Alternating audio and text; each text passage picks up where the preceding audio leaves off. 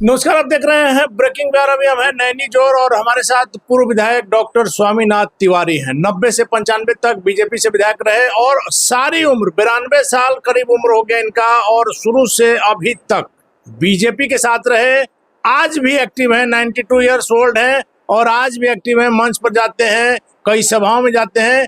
पिछले दिनों जो ब्रह्मपुर की तस्वीर आपको हमने दिखाई थी, किस प्रकार से वहां की अव्यवस्था को देख करके डॉक्टर स्वामीनाथ तिवारी थोड़ा व्यथित हो गए थे और इन्होंने अपनी व्यथा को न सिर्फ फेसबुक पर शेयर किया बल्कि उस दिन भी कैमरे के सामने भी कहा था।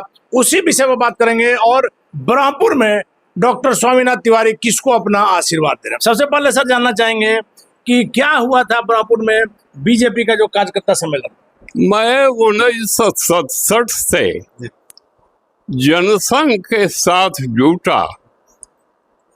जब मैं पीएचडी कर चुका था राजनीति शास्त्र में, बाय कन्विक्शन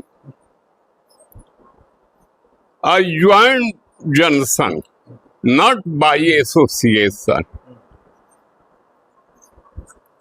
और तब से जो लगाव हुआ, ईश्वर की कृपा से वो लगाव आज तक बना हुआ है। जनसंघ से भाजपा बन गई, लेकिन जनसंघ का ही नया अवतार भाजपा है और मैं उस नए अवतार के साथ 80 से भाजपा जब से बनी तब से अब तक लगा हुआ। लेकिन मैंने ऐसा माहौल अपने जिंदगी में कभी नहीं देखा था। मैं एक अनुशासित कार्यकर्ता हूं जो 11 सितंबर को ब्रह्मपुर में एनडीए के गठबंधन के दलों का एक कार्यकर्ता शिविर था। 5 दल के कार्यकर्ता, उनके नेता सम्मिलित थे। 4 दल के नेता असहाय दिखाई पड़ रहे थे। एक दल के नेता श्रीमान हुलास पांडे के द्वारा बुलाए गए कार्यकर्ताओं के हंगामा के कारण इस वजह से बीच में मुझे इंटरवेन करना पड़ा और मैंने सिर्फ यही कहा कि गठबंधन धर्म का निर्वहन होना चाहिए। अगर गठबंधन धर्म का निर्वहन नहीं होगा तो हम अपनी मंजिल तक नहीं पहुंच सकते, ये मैंने कहा। उसके बाद सर आपने अपनी जो मन की जो पीड़ा है, क्योंकि अनुशासनहीनता आप बर्दाश्त नहीं कर सकते हैं, शुरू से आप अनुशासन में रहे हैं, मैंने अपने वैसी पार्टी में भी आप रहे हैं, तो आपने अपनी व्यथा फेसबुक पर भी शेयर किया था, लिखा था आपने। हाँ, मैंने व्हाट्सएप पर दूसरे दिन भेज दिया, क्योंकि मैं 60 वर्षों से राजनीति में हूँ करीब, लेकिन एक अनुशासित सिपाही के रूप में कार्य किया हूँ जिसने कभी अनुशासनहीनता को बर्दाश्त नहीं किया। इसलिए मुझे अपना रिएक्शन व्हाट्सएप और सोशल मीडिया के माध्यम से वायरल करना पड़ा। अपनी मन की जो पीड़ा, मन की पीड़ा को मैंने व्यक्त किया। इस आपकी जो पीड़ा है, जो इसकी आवाज बहुत दूर तक गई सर। अब ये आवाज कहाँ तक गई, मैं तो अब सुनने में भी अक्षम हो गया हूँ। 92 वर्ष की उम्र हो गई है, अब आवाज कहाँ तक गई है। अब आप इसलिए युवा वर्ग मीडिया कर्म ही उसको कैच कर सकते हैं और उसको कैश कर सकते हैं। मैं तो अपनी वेदना, क्योंकि राजनीति को रोजगार बनाकर मैं नहीं आया था, न आज हूँ न कल रहूंगा। मैं इसको सेवा सेवा का माध्यम है, इसके अलावा कोई राजनीति के लिए शब्द नहीं है, कोई इसका अर्थ नहीं। राजनीति का मतलब सिर्फ सेवा, सिर्फ सेवा। Service to nation, service to people, this is my commitment, this is my conviction. एक चीज सर इन दिनों और आती है कि बीजेपी जो है अटल आडवाणी वाली बीजेपी नहीं रही, अब की बीजेपी पहले वाली बीजेपी नहीं रही। इससे आप सर इनकार करेंगे? नहीं, मैं इसे स्वीकार नहीं करता। ये ट्रांसफॉर्मेशन होता रहता है, लेकिन मूल आधार वही रहता है। मूल आधार अभी भी है पार्टी का। हाँ हाँ बिल्कुल, पार्टी भी डिफरेंट इसीलिए इसको कहा जाता है। आप उदाहरण देकर बता दीजिए तो कि जनसंघ से लेकर के भाजपा तक पार्टी में इस तरह के खबरें आती रही, लेकिन पार्टी है टूटी क्या? नहीं। क्यों?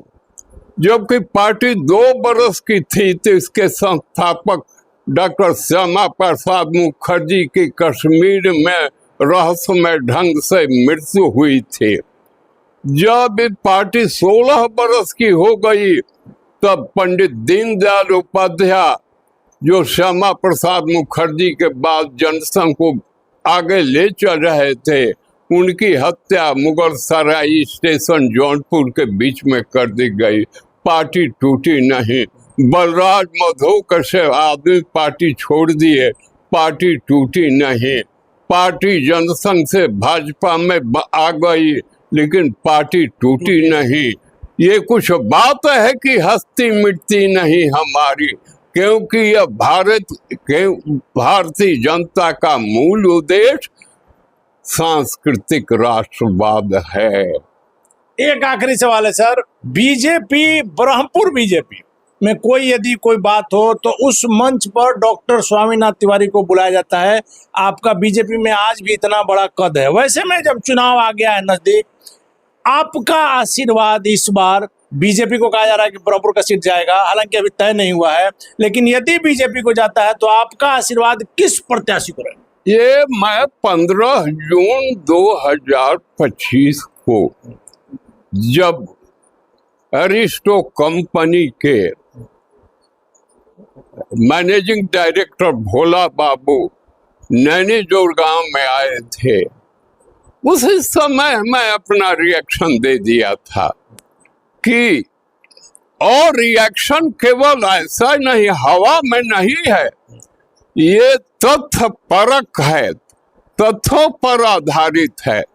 मैंने बताया था कि अगर डॉक्टर सत्य प्रकाश तिवारी को भाजपा ने टिकट दे दिया तो ये पहले कैंडिडेट होंगे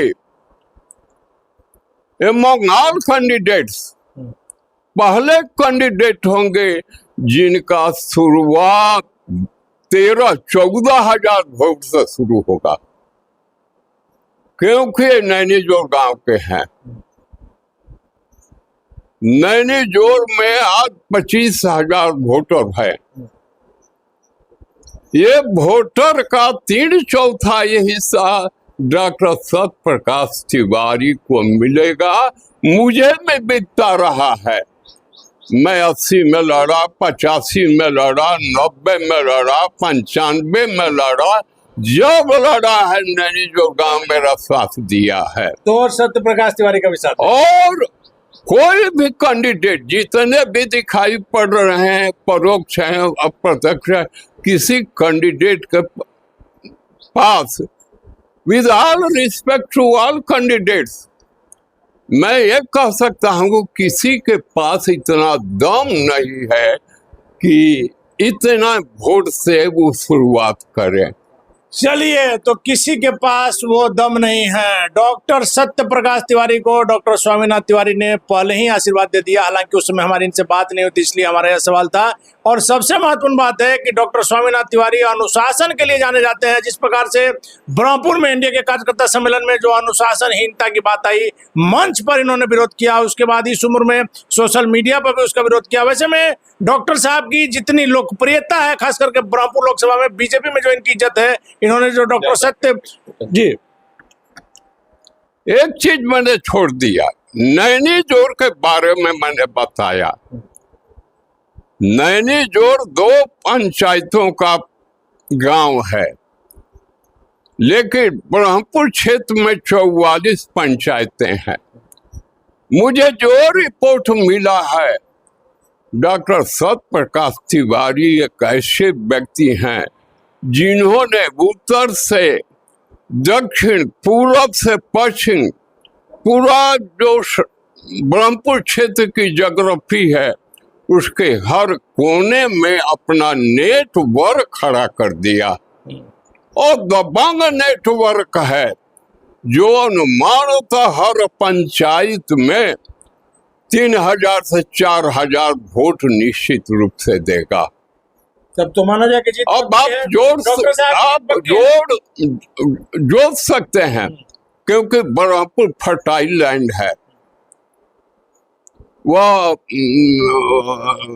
बैरन लैंड नहीं है। यहाँ बड़ी प्रोडक्टिविटी है। यहाँ के विधायक शंभू यादव 90,000 वोट लेकर के जीता।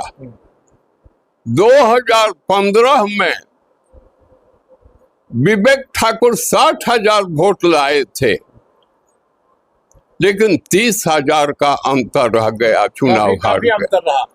ये अंतर भाजपा का, जबकि विवेक ठाकुर बाहरी कैंडिडेट थे, उनके पास अपना वोट नहीं था। और यह लोकल कैंडिडेट लोकल है, इनका गांव और इनका गांव ही नहीं, ये ऐसे परिवार से बिलोंग करते हैं जो शहीद का परिवार है। इनके परदादा और दादा स्वर्गीय रामराज तिवारी और स्वर्गीय बंसी तिवारी बक्सर जेल में मर गए। क्यों? क्योंकि 1929 में डुमराव महाराज के अंग्रेज मैनेजर, जिसने 2 आदमियों की गोली मारकर हत्या किसानों की कर दी थी, उनको लाठियों से पीट करके मार डाला था। इस जुर्म में ये पकड़े गए गांव के अन्य लोगों से, लेकिन जेल में जो गए दोनों व्यक्ति फिर लौट करना है। ऐसे शहीद परिवार के परपोता डॉक्टर सत्य प्रकाश तिवारी हैं। इसलिए नैनीजोर गांव और नैनीजोर गांव के संबंध पूरे विधानसभा क्षेत्र में है। वहां के लोग भी आतुरता से प्रतीक्षा करते हैं कि टिकट लेकर भाजपा का हमें। देखिए, तो लगातार आपको हमने कहा है कि डॉक्टर सत्य प्रकाश तिवारी ने जो एक यहाँ माहौल बनाया है, बिना पूरी तरह से राजनीति में आए, अपना काम करते हुए जो उन्होंने लोगों का दिल जीता है, अपने कामों से जो उन्होंने अपने परिचय से जो काम कराया है, अभी तक यहाँ का वर्तमान विधायक सांसद तक नहीं करा पाया। वैसे में डॉक्टर स्वामीनाथ तिवारी का भी जब उनको आशीर्वाद मिल गया है, इसका क्या कुछ असर होगा, लगातार आपको हमने कहा है, यह देखना काफी महत्वपूर्ण होगा। फिलहाल आप बने रहे ब्रेकिंग न्यूज़।